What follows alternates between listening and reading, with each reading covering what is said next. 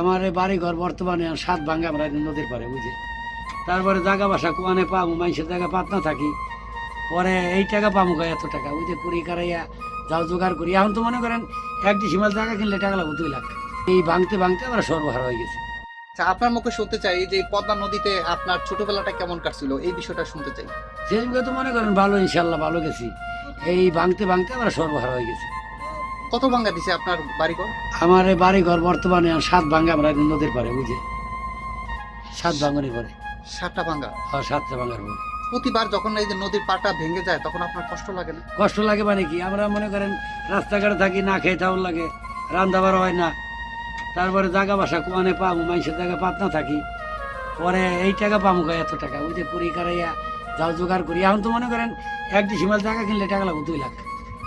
আর তখন কিনছিলাম, তখন তো আমাকে নদীর পাড় দিয়েছেন, মানে 50-60 হলে 1 লাখ হলে জায়গা কিনুন যায়।